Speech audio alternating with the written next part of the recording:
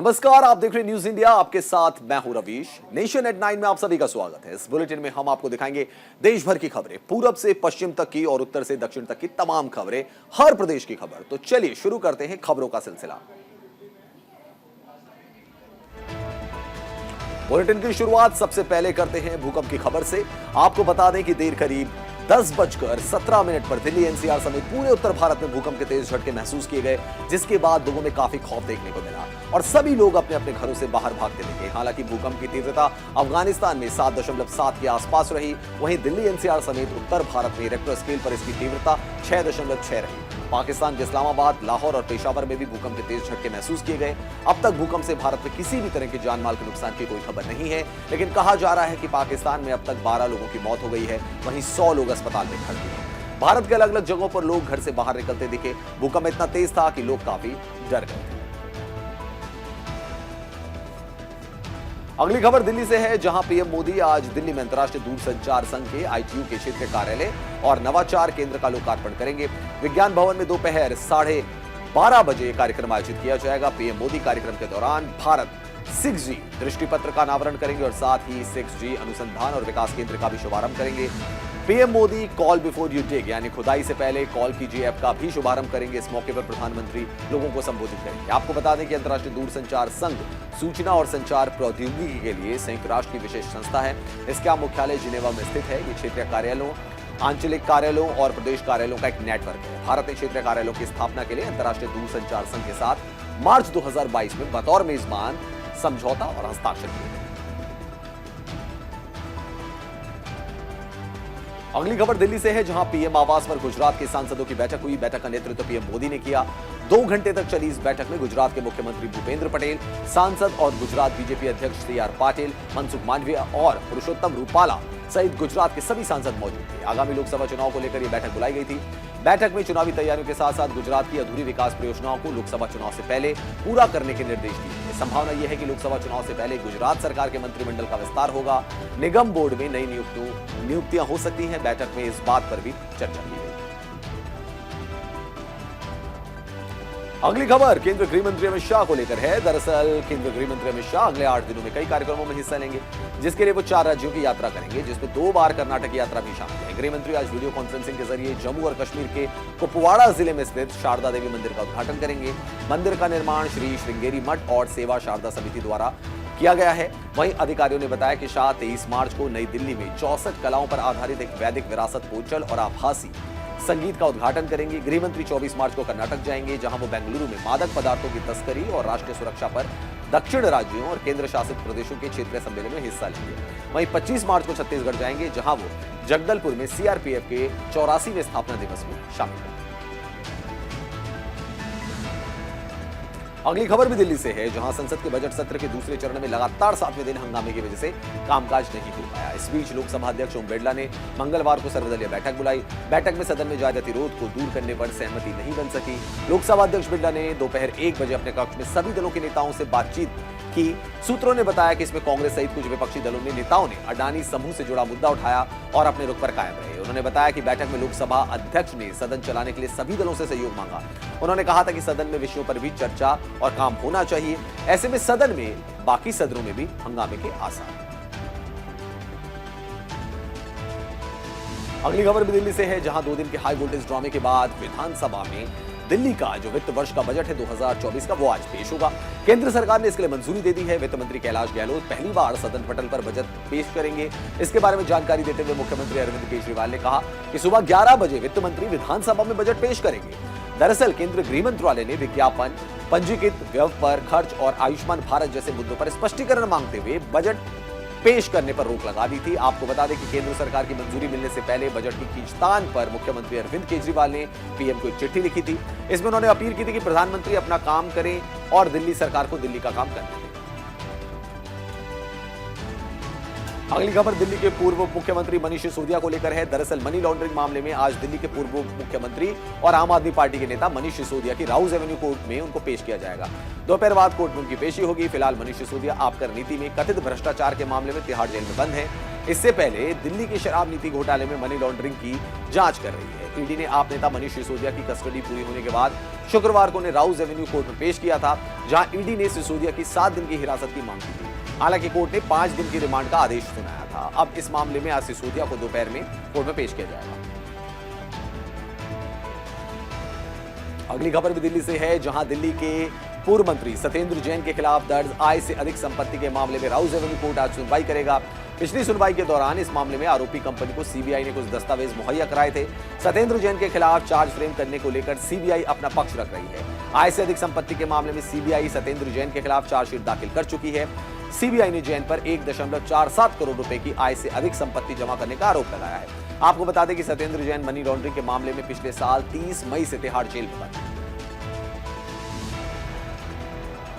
अगली खबर महाराष्ट्र से है, जहां केंद्रीय मंत्री नितिन गडकरी को एक बार फिर से धमकी भरा फोन कॉल आया। फोन कॉल के जरिए गडकरी को जान से मारने की धमकी दी गई और उनसे 10 करोड़ रुपए की फिरौती की मांग की गई है। शख्स ने फोन पर जान से मारने की धमकी देते हुए कहा कि तब 100 करोड़ रुपए मांगे थे, वो नहीं दिए, अब 10 करोड़ दो। ये कॉल नितिन गडकरी के नागपुर वाले ऑफिस में आया था। मामले की गंभीरता को देखते हुए इस बात की शिकायत नागपुर पुलिस में की गई है।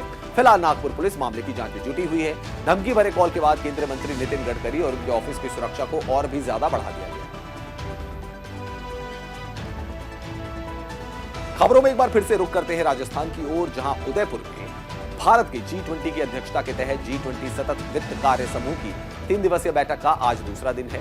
SFWG की बैठक के पहले दिन 3 दिवसीय बैठक वैश्विक विकास और स्थिरता सुनिश्चित करने में मदद करने के लिए स्थायी वित्त जुटाने के लिए उद्देश्य से प्रासंगिक नीतियों और सर्वोत्तम प्रणालियों की पहचान पर केंद्रित है। इस समूह की बैठक में पहली बार जलवायु परिवर्तन से संबंधित मुद्दों से आगे प्रकृति से संबंधित डेटा और रिपोर्टिंग तथा उसके सामाजिक प्रभाव पर चर्चा होगी।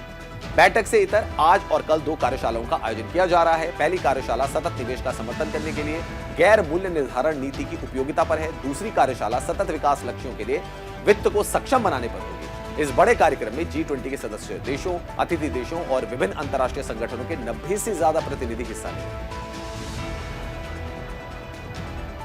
अब बात कर लेते पंजाब की, जहां पंजाब के सीएम भगवंत मान ने खालिस्तान समर्थक अमृतपाल सिंह की गिरफ्तारी की कोशिशों पर पहला बयान दिया।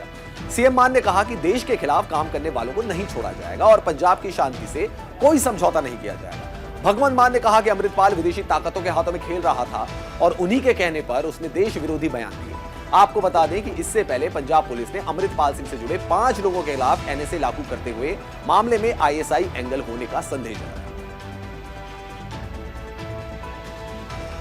अगली खबर भी पंजाब से है, जहां वारिस पंजाब दे के मुखिया और खालिस्तानी समर्थक अमृतपाल सिंह की पंजाब पुलिस तेजी से तलाश कर रही है। इस बीच अमृतपाल सिंह की कई CCTV फुटेज भी देखने को मिली है। एक ऐसी ही फुटेज सामने आई है जिसमें बाइक पर 2 शख्स बैठे दिख रहे हैं। यह तस्वीर जालंधर के नंगल अंबिया गांव की है। स्थानीय लोगों का दावा है कि फुटेज में गुलाबी पगड़ी पहने जो दिख रहा है वो शख्स अमृतपाल की। हालांकि पुलिस की ओर से अभी इसकी पुष्टि नहीं की गई है। वहीं एक दूसरी थ्योरी है कि मर्सिडीज से ब्रेजा और फिर बाइक से फरार हुआ है अमृतपाल सिंह। उसने गुरुद्वारे में कपड़े बदले थे। पुलिस से बचकर भागते हुए जालंधर में एक गुरुद्वारे में उसने शरण ली थी और फिर वहीं से बाइक से वो फरार हो गया था। आपको बता दें कि अमृतपाल पकड़ने के लिए पुलिस जो है लगातार छापेमारी कर रही है। अमृतपाल को पकड़ने के लिए सघन चेकिंग का जो अभियान है वो भी चलाया जा रहा है। बात कर लेते हैं उत्तर प्रदेश की, जहां प्रधानमंत्री नरेंद्र मोदी 24 मार्च को एक दिवसीय दौरे पर अपने संसदीय क्षेत्र वाराणसी जाएंगे। इस दौरान पीएम मोदी रुद्राक्ष कन्वेंशन सेंटर में टीबी मुक्त सेमिनार का उद्घाटन करेंगे। इस दौरान पीएम मोदी लगभग 1800 योजनाओं का लोकार्पण और शिलान्यास करेंगे, जिसमें कैंट स्टेशन के गौदोलिया मार्ग पर रोपवे और राजा तालाब स्थित गंजारी में बन रहे स्टेडियम शामिल है। प्रधानमंत्री नरेंद्र मोदी लगभग 4 घंटे तक काशी में रुकेंगे और फिर दिल्ली के लिए रवाना हो जाएंगे। आपको बता दें कि पीएम मोदी वाराणसी से सांसद हैं। प्रधानमंत्री के दौरे को लेकर बीजेपी कार्यकर्ताओं में काफी उत्साह है और उनके स्वागत को लेकर अभी से तैयारियां की जा रही हैं। अगली खबर भी उत्तर प्रदेश से है, जहां सीएम योगी आज सुबह 10 बजे लखनऊ में कोरिया के जोगियो भिक्षु संघ का अभिनंदन करेंगे। इसको लेकर लखनऊ में अभिनंदन कार्यक्रम का आयोजन किया जा रहा है। भारत और दक्षिण कोरिया के राजनीतिक संबंधों के 50 साल पूरे होने पर संबंधों को बेहतर बनाने और वैश्विक शांति का संदेश लेकर दक्षिण कोरिया के 108 बौद्ध तीर्थयात्रियों का दल भारत के प्रमुख तीर्थ स्थलों के दौरे पर है। बता दें कि 108 बौद्ध तीर्थयात्री सांगोल सोसाइटी ऑफ साउथ कोरिया द्वारा आयोजित इस पद यात्रा में शामिल हैं। सुरक्षा व्यवस्था के बीच कोरियाई बौद्ध यात्रियों का दल भगवान बुद्ध के विभिन्न स्थलों पर जा रहा है। वहां ये बौद्ध परंपराओं के अनुसार भगवान बुद्ध की पूजा अर्चना कर रहे हैं। खबरों में एक बार फिर से रुक करते हैं उत्तर प्रदेश की ओर, जहां आज वाराणसी कोर्ट में ज्ञानवापी मामले में सुनवाई हुई। ज्ञानवापी से जुड़े 7 प्रमुख मुकदमों को जिला जज की अदालत में स्थानांतरित करने संबंधित प्रार्थना पत्र पर आज फैसला आएगा। सभी मामलों की सुनवाई एक साथ किए जाने की मांग वाली याचिकाओं पर जिला जज डॉक्टर अजय कृष्ण विशेष अदालत में सुनवाई पूरी हो चुकी है। 21 मार्च तक सभी पक्षों की दलीलें सुनी जा चुकी हैं। मुकदमे में प्रमुख रूप से ज्ञानवापी परिसर हिंदुओं को सौंपने, आदि विश्वेश्वर में पूजन का अधिकार दिए जाने को लेकर है। लक्ष्मी देवी, सीता साहू, मंजू व्यास और रेखा पाठक ने ज्ञानवापी से जुड़े मुकदमों की एक ही जगह सुनवाई की मांग की। बात अब उत्तराखंड की करते हैं। 23 मार्च को धामी सरकार का 1 साल का कार्यकाल पूरा होगा है। इस 1 साल के कार्यकाल को सरकार विकास पुस्तिका का विमोचन कर जनता को अपनी उपलब्धियां बताएगी। साथ ही 25 से 31 मार्च तक सरकार के कामकाज का पत्रक जनता तक पहुंचाने के लिए बड़े स्तर पर कार्यक्रम आयोजित करे जाएंगे। वहीं दूसरी ओर कांग्रेस सरकार के कार्यकाल की विफलताओं का आरोप पत्र तैयार कर रही है, जिसे कांग्रेस के जिलाध्यक्ष 23 मार्च को जनता के सामने रखेंगे। इस आरोप पत्र में लॉ एंड ऑर्डर समेत तमाम मुद्दे रहेंगे।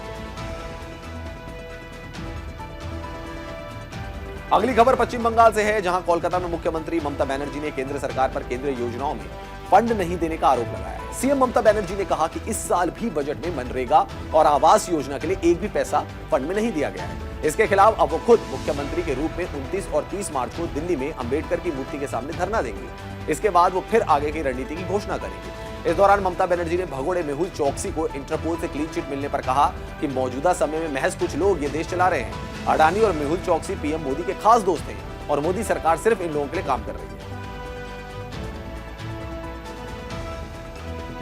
अगली खबर राजस्थान से है, जहां मुख्यमंत्री अशोक गहलोत इंटरनेशनल एक्सपो में शामिल हुए।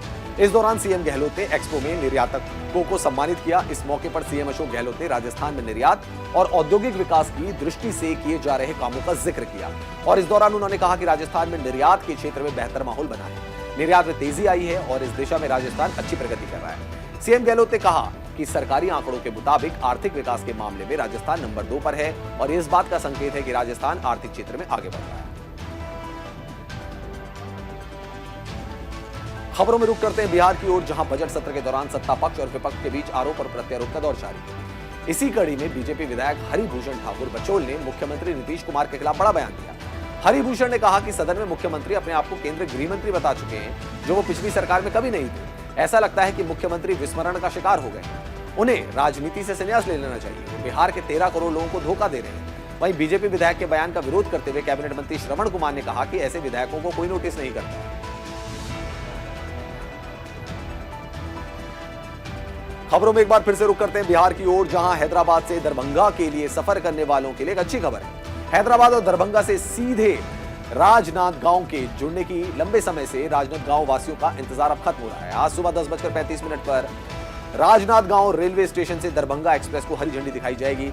इस ट्रेन के शुरू होने से राजनांदगांव से सीधे कनेक्टिविटी न होने के कारण छठ, श्रावण मास व अन्य त्योहारों पर दुर्ग या रायपुर से लोगों को ट्रेन पकड़नी पड़ती थी। अब ऐसे लोगों को हैदराबाद से दरभंगा आने में काफी सुविधा मिलेगी।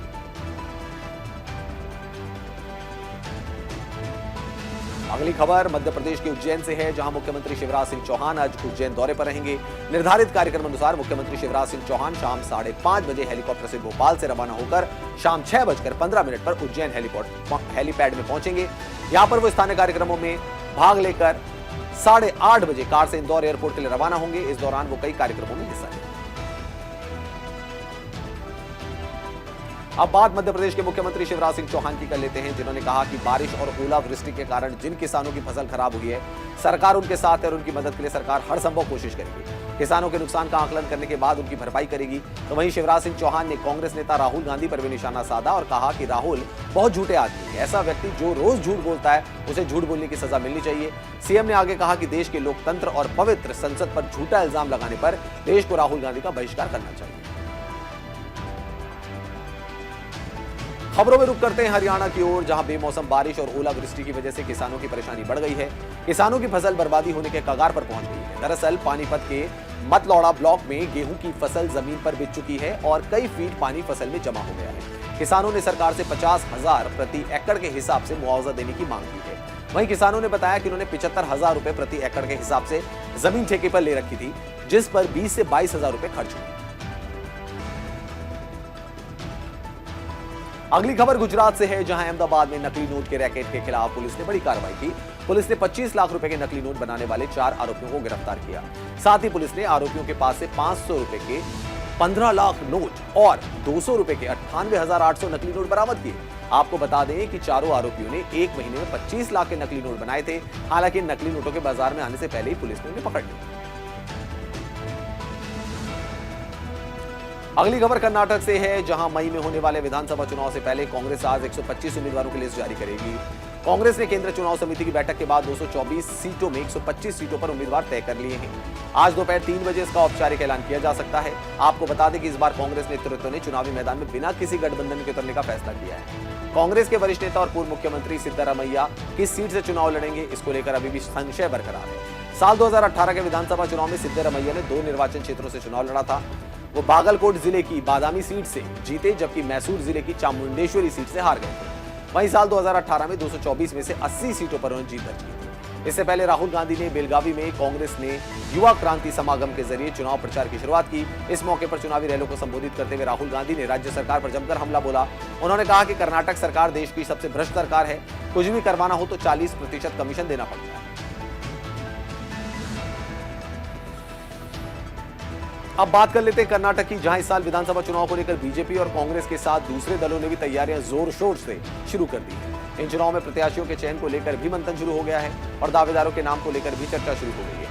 इस कड़ी में आपने कर्नाटक विधानसभा चुनाव के लिए अपने प्रत्याशियों की पहली लिस्ट जारी कर दी है। आपने पहली लिस्ट में 80 उम्मीदवारों को विधानसभा का टिकट दिया है। पार्टी ने कहा है कि वो कर्नाटक के सभी 224 विधानसभा क्षेत्रों में अपने उम्मीदवार उतारेगी। दरअसल विधानसभा चुनाव 2023 की तैयारी में आम आदमी पार्टी पूरे दमखम के साथ मैदान में उतरने जा रही है। दक्षिण में अपनी पार्टी का खाता खोलने और अपनी मजबूत मौजूदगी दर्ज कराने के लिए पार्टी पूरी ताकत झोंकने की कोशिश में है। पार्टी के मुखिया अरविंद केजरीवाल की अगुवाई में आप दिल्ली मॉडल के नाम पर चुनावी दंगल में उतर रही है।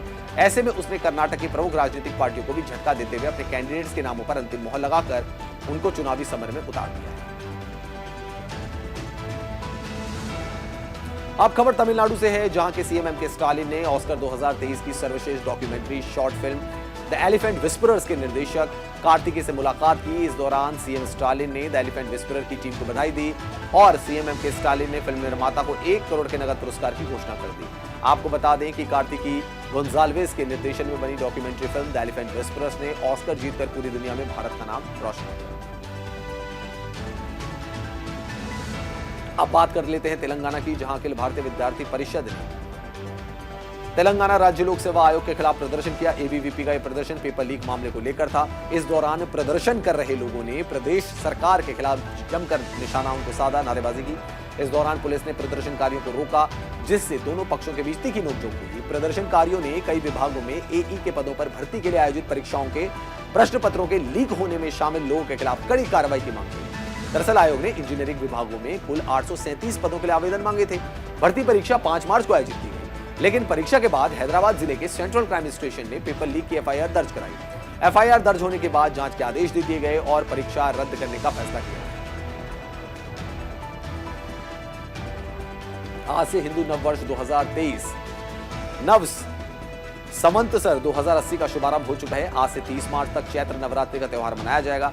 धार्मिक दृष्टि से यह दिन बेहद खास है। पौराणिक मान्यता अनुसार ब्रह्मा जी ने चैत्र शुक्ल प्रतिपदा से ही सृष्टि की रचना शुरू की थी। चैत्र शुक्ल प्रतिपदा से हिंदू नववर्ष प्रारंभ होता है और इसी दिन चैत्र नवरात्रि का पर्व भी शुरू होता है। प्रलय काल समाप्त होने पर मनु से ही नई सृष्टि की शुरुआत हुई। इसी दिन भगवान विष्णु ने दशावतार में से पहला मत्स्य अवतार लेकर प्रलय काल में अथाह जल राशि में से मनु की नौका को सुरक्षित स्थान तक पहुंचाया।